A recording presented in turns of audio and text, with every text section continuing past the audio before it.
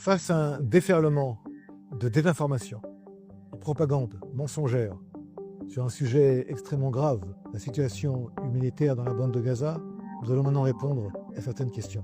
D'abord et avant tout, Israël n'est en aucun cas en guerre avec les Gazaouis, mais avec le Hamas qui a déclaré la guerre à Israël le 7 octobre 2023, perpétrant le pire des massacres dans l'histoire d'Israël. Cette guerre, nous la menons jusqu'à aujourd'hui contre le Hamas. Par contre, le Hamas a une stratégie très claire de produire une tragédie humaine et humanitaire dans la bande de Gaza en utilisant les civils gazaouis comme bouclier humain, en essayant d'empêcher que l'aide humanitaire arrive aux Gazaouis avant qu'elle soit malheureusement volée et pillée par le Hamas depuis maintenant des mois et des mois.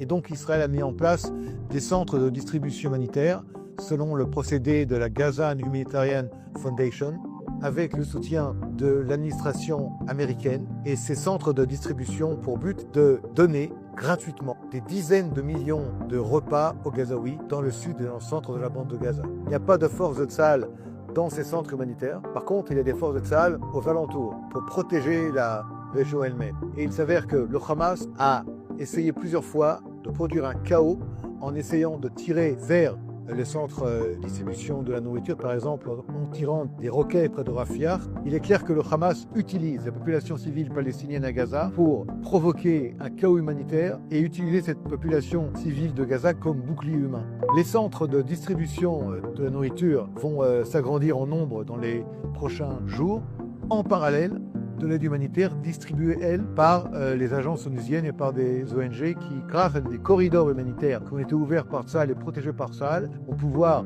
aller beaucoup plus loin. Mais il est clair de dire Tsahal fait tout et fera tout pour empêcher qu'il y ait des problèmes humanitaires, des problèmes de malnutrition dans la bande de Gaza. Lorsque des Gazaouis sont interrogés, ils disent et ils parlent et ils savent que c'est le Hamas qui est l'architecte de cette tragédie, le coordinateur de leur tragédie et le responsable de ce qui se passe à Gaza. Si le Hamas dépose les armes et les belles attaches, la guerre s'arrête. L'acheminement de l'aide humanitaire relève d'un travail conjoint entre les agences onusiennes, les ONG et Israël.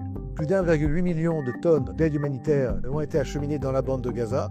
Les agences onusiennes, pour des raisons qui leur sont propres, et certainement reliées au fait qu'il y a un procédé en parallèle de distribution de la Gaza Humanitarian Foundation, n'ont pas distribué l'aide humanitaire entreposée, des dizaines de milliers de tonnes dans le point de passage de Kerem Shalom. Ce qui est très grave. L'inaction, le refus de faire des agences onusiennes et des ONG n'explique pas une telle situation. Il faut que l'ONU reprenne le chemin de l'action humanitaire parce que le Hamas vole l'aide humanitaire et la revend à des prix exorbitants. Il y a une crise humanitaire à Gaza. C'est pas Israël qui en est responsable.